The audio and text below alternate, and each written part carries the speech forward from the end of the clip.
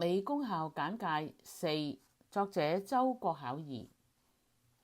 子女喺發育、學習同埋行為上面常見嘅危險徵兆同埋尋找干預嘅途徑。序言：無論你係住喺美國或者加拿大，如果你發現仔女喺發育、健康、學業、心理或者行為上同同年齡嘅兒童相比有好大嘅差異，希望盡早能夠同學校或者醫務人員接觸，尋求干預嘅方法。A. 從出生到3歲之前，幼童要接受早期干預計劃嘅因素好多，例如因為遺傳或者環境因素引起嘅問題，幼兒可能係早產，又或者出世嘅時候發生困難，出生之後健康欠佳，或者因為受傷等問題引致到發育緩慢。有啲母親喺懷孕嘅時候曾經用毒品、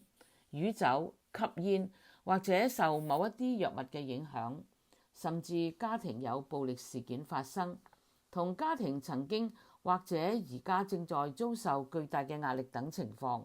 都會影響子女嘅發育、學習、心理同埋行為嘅發展。所以有啲兒童喺出生前或者出生之後到1-2歲嘅時候就被醫療人員確診患有嚴重嘅疾病，例如腦部麻痹、自閉症、智障、視障、聽障等。無論喺美國或者加拿大，佢哋都會被安排喺早期干預計劃。B. 3歲到5歲，以下列舉一啲發生喺呢個年紀常見嘅危險徵兆，例如喺睇某一啲嘅物品嘅時候，佢哋個頭會歪埋一邊；喺聽聲音嘅時候，總會轉過身嚟，用同一隻耳仔嚟朝向聲音。到咗3歲，仍然唔明白其他人嘅說話，唔能夠遵從簡單嘅指令，或者唔能夠用母語講出3到4個字嘅句子或者係片語，又或者子女所講嘅說話，成年人並不明白。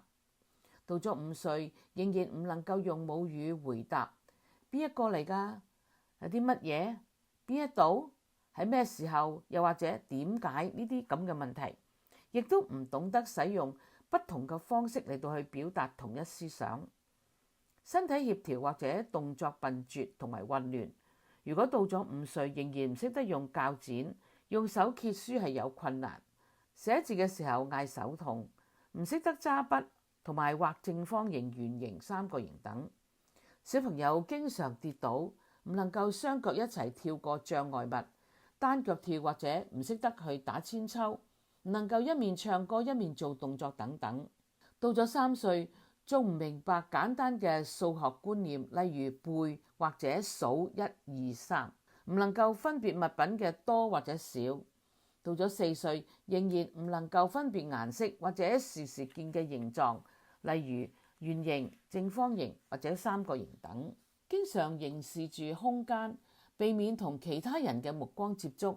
唔中意被人撫摸或者自言自語嘅重複講內容不貼切嘅話。而呢種情形應該係喺1到2歲之間，父母要向醫務人員報告。尋找干預嘅途徑。喺美國，從初3到3歲之前，早期嘅干預計劃。早期干預計劃目的係支持發育遲緩或者係有殘疾嘅初生至到3歲兒童。有資格接受早期干預服務嘅幼童都要經過技能同埋能力嘅評估，視乎佢哋發展同埋殘疾嘅需要，亦都可以接受語言嘅治療、物理治療以及其他嘅服務。喺美國，每一個州同埋地區都有呢一項嘅計劃，而呢啲公共計劃係為任何符合條件嘅兒童免費或者以優惠嘅價格提供服務。喺美國疾病控制中心嘅網站上邊，你可以揾到呢一項計劃喺每一個州嘅聯絡資訊。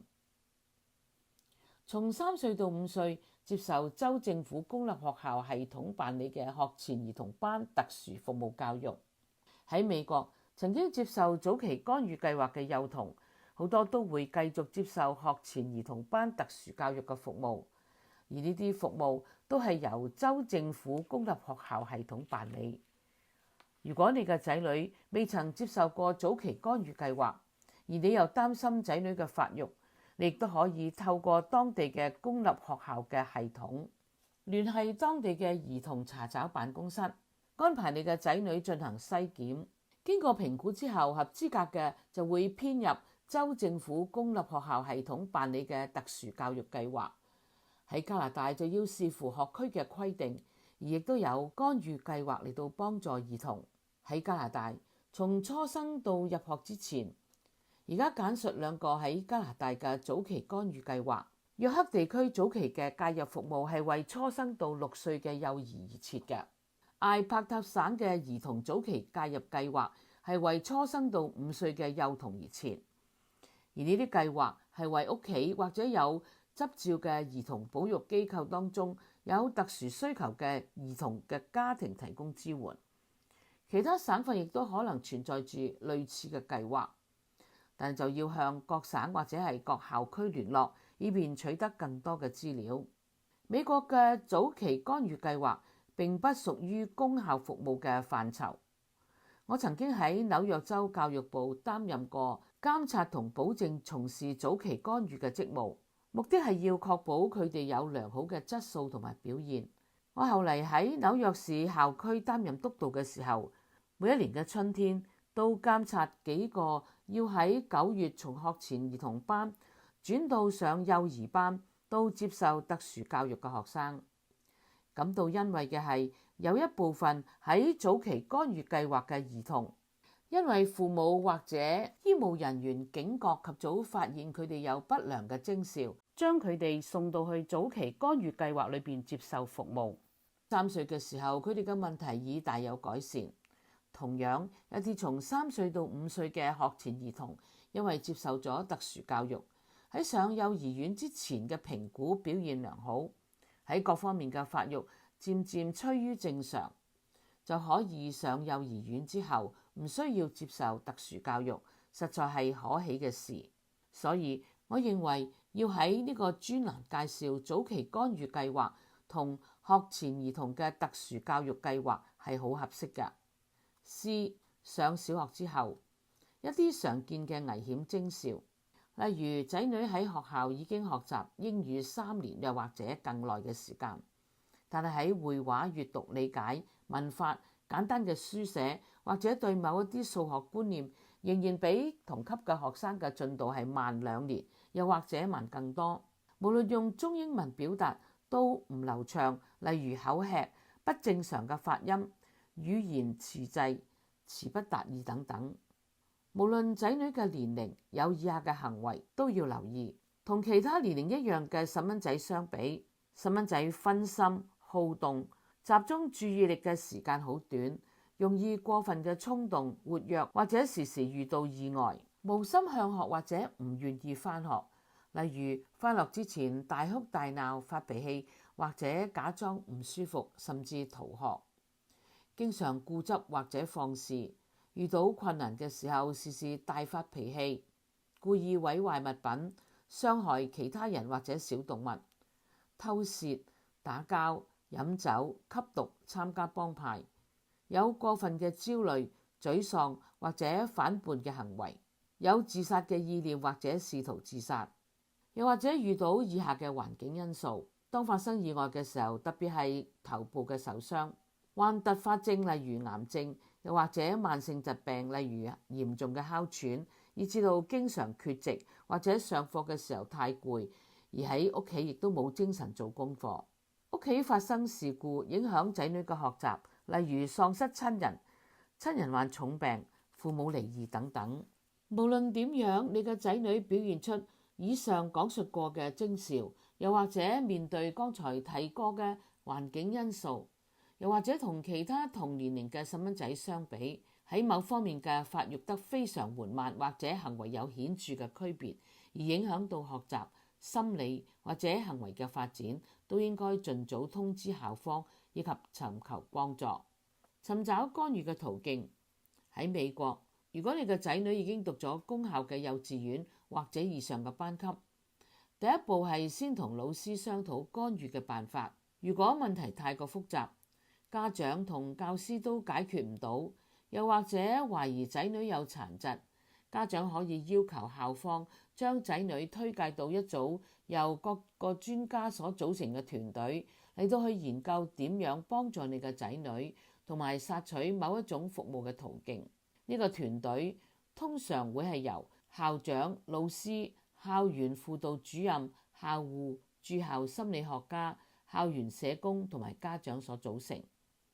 假如經過有系統嘅干預，仔女嘅困難仍然冇顯著嘅進步，而呢啲專家亦都發覺到你嘅仔女有某一啲嘅殘疾嘅症狀，校方就會用書面通知向父母獲取同意作特殊教育評估，以便判斷你嘅仔女是否有特別嘅需要。但係好多細蚊仔因為通過呢個團隊嘅組員嘅干預，及時獲得適當嘅幫助，因而喺發育、學習同埋行為上面都有顯著嘅進步。如果冇預期嘅進度，學生就會被推薦去一個好多專家組成嘅團隊進行評估。喺以後嘅篇幅，我會用好幾篇嘅文章嚟到介紹同埋提供有關美國特殊教育嘅資料。喺加拿大，大多數省份同埋地區都有教育法，詳細講明佢哋嘅特殊需求政策。加拿大稱特殊教育做特殊需求教育。學校從幼兒期開始提供專業評估同埋測驗俾嗰啲有危險徵兆嘅學生。有專業評估之前，學校亦都有團隊嚟到幫助學童作有系統嘅干預。如干預之後，學生並冇顯著嘅進步，學生就會被推薦到一個識別、安置同埋審查委員會嚟到去評估。喺以後嘅篇幅，我會介紹同提供有關加拿大特殊教育嘅資料。結語：既然美國同加拿大公校為學生及家長設立咁多嘅服務，同埋聘請咗各種嘅專家嚟到幫助喺學習同埋行為上面遇到困難嘅學童，當你發現或者懷疑你嘅仔女有呢一篇文章所提到嘅徵兆，希望你立即同校方商討，尋求及時嘅幫助。當你嘅仔女喺學校出現問題嘅時候，呢啲問題亦都時時會喺家庭同時出現。父母會感到憂心、焦慮同埋無助。如果你有呢啲情緒，或者會影響到仔女嘅照顧、關愛同埋學習嘅質與量，甚至影響家人之間嘅互動同埋家庭生活。正視問題，以便盡早揾到援助，使你嘅仔女能夠加快嘅改善佢哋嘅進度，係急不容緩嘅任務。